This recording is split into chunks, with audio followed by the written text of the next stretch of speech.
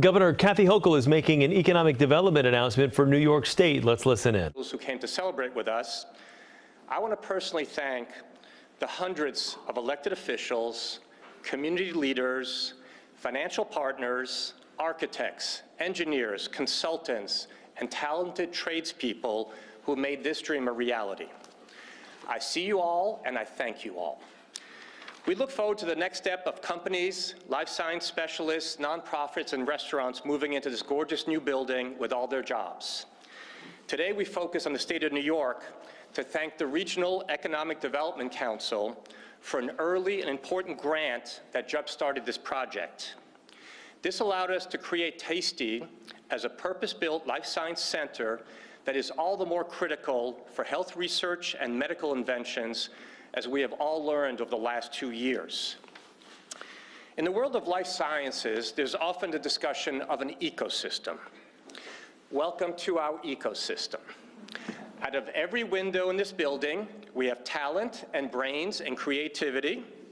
From one window, we have City College. Out of the other window, we have Columbia University. And on every street all around us, we have the energy and the charm and the arts and culture of world-renowned Harlem. And we've tied it all together into the Manhattanville Factory District, which is a campus connected with landscaped open areas open to everybody. We're always happy to come together and celebrate milestones in the district. In our groundbreaking ceremony for this building a short while ago, we were graced by wonderful public servants. They included then Lieutenant Governor Hochul, who is now a governor, then State Senator Brian Benjamin, now our Lieutenant Governor, then Council Member Mark Levine, now our Borough President, and then Congressional Assistant Sean Abreu, now a Council Member. So it's clear that Tasty Lab Building is a good luck charm for our public servants.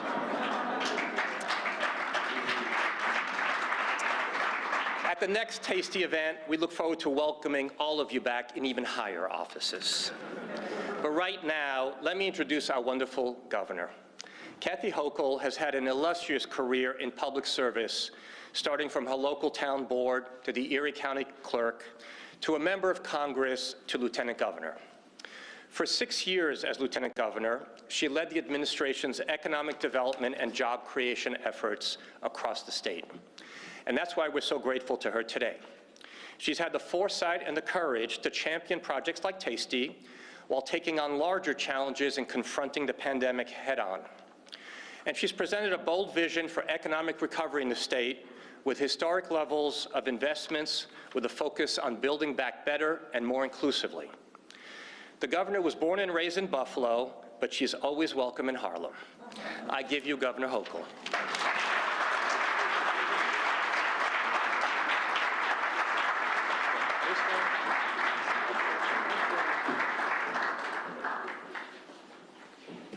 Good morning, Harlem. Oh, yes, I feel the energy, and how sweet it is to be at the site of a former bakery. This is Jerry, first of all.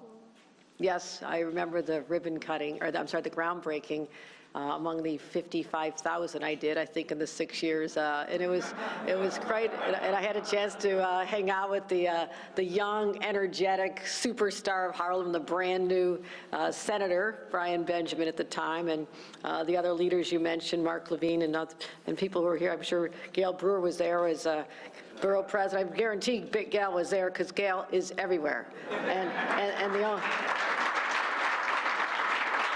if you ever talked to Gail's husband, he would say the only difference between my wife Gail and God is that God is everywhere. Gail is everywhere but home. So she's been incredible. I've so enjoyed working with her. And to Jerry, thank you for being the visionary that this community needed. It was about 12 years ago when the opportunity came for bids from Empire State Development, and a lot of people applied and had different ideas about housing, et cetera. But you and your partners at Janus had a different dream for this community, and you wanted to hearken back to the legacy of entrepreneurship and small businesses and the whole culture that had been part of this community, Manhattanville, for such a long, long time. And because of that vision, you said, this is a place that had a great past in factories and in building and innovation. You wanted to build the factories of the future right here, and that is what life sciences are. We're building the building blocks of innovation and jobs and creation right here. So, Jerry, to you and your partners at Janus, I want to thank you for just having the guts and the tenacity to say that this community deserves better than staring at an abandoned bakery, once the site of jobs and opportunity for people that was really mocking this neighborhood since the 70s. It became run down. It was just a visual reminder of the glory days of the past. And that's why today is so significant. This is not 100 years ago at a time when this was a bustling neighborhood, but also a time 100 years ago when they were just emerging from a pandemic as well. Think about that. And we have an opportunity here to leave a mark on places like Harlem and other parts of our city and our state in this post-pandemic world. And that's why this is such an exciting time for all of us. So I want to thank you for being one of the leaders, the people who before had a vision for this area that is being realized literally as we're coming through the final, hopefully, weeks of this pandemic. So Jerry, to you and your partners, I say thank you. Hope Knight, our president and CEO of Empire Development, another Harlem native, is that correct there? Yeah, I got lieutenant governor, my head of Empire. Please don't tell everybody else. It's a lot of focus on this community because this is an energetic place. We all know that. And I also want to acknowledge some of our other elected officials. I mentioned Gail Brewer is here. I think Inez Deckens is here. I don't have my Inez? No, okay.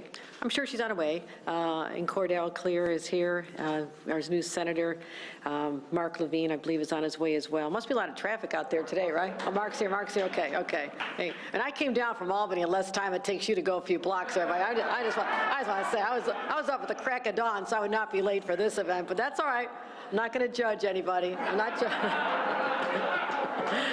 and Felix Montes Rodriguez, our CUNY chancellor, what an honor it is to have you here. And you and I are going to be continuing our collaboration to make sure that there are jobs and skills being taught for all of our young people so they can leave walking the streets of this neighborhood and actually come in here and be part of this ecosystem that was described. 440 people will be able to find a new future right here. So thank you.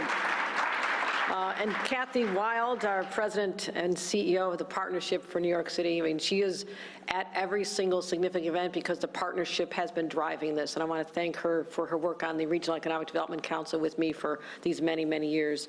And I also see a former member of the Assembly, Keith Wright, is here. Thank you, Keith, for joining us.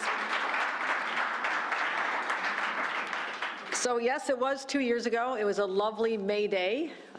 And we gathered outside, and I remember reflecting on what this really meant to this neighborhood. And I spoke about it just briefly, but I want to go a little bit deeper.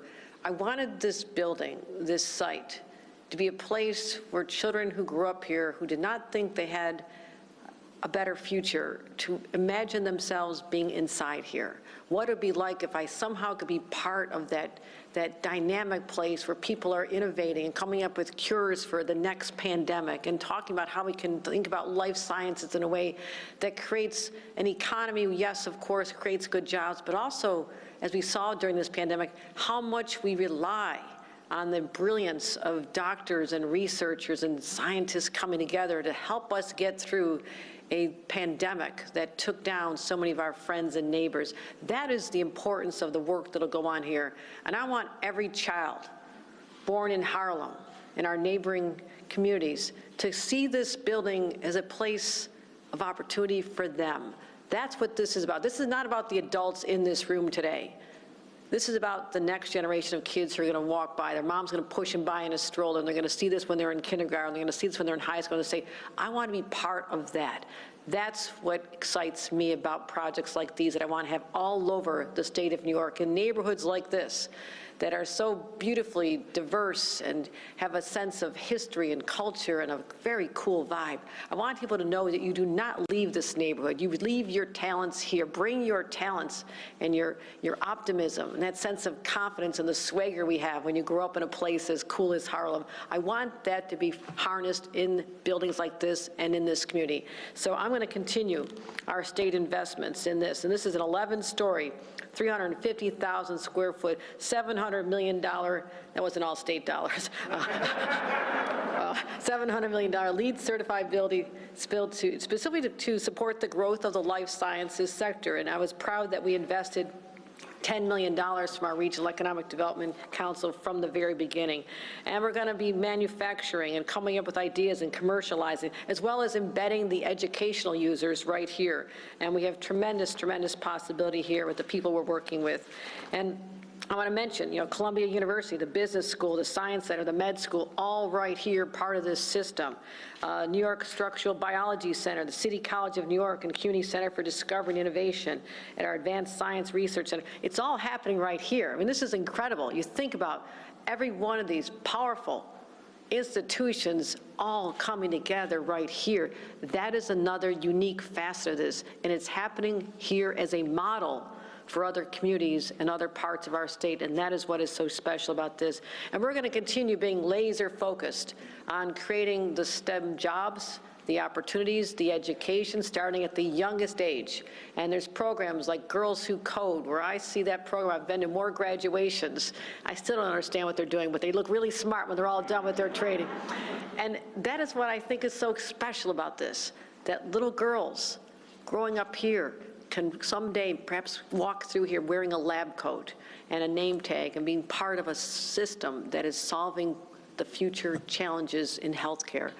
That's what this is all about. So no student in the state of New York should miss out on these opportunities, and they're certainly not going to miss out on it when we see this here. So we're going to continue focusing on workforce development, the training, working with our educational partners, working with our private sector partners, and my friends, the future is unfolding right here before our eyes, and you're going to look back many years from now and say, yep, my grandparents, someone's grandparents had to live through this building when it was vacant and it was abandoned. It was mocking this neighborhood for far too long. Fast forward to the future.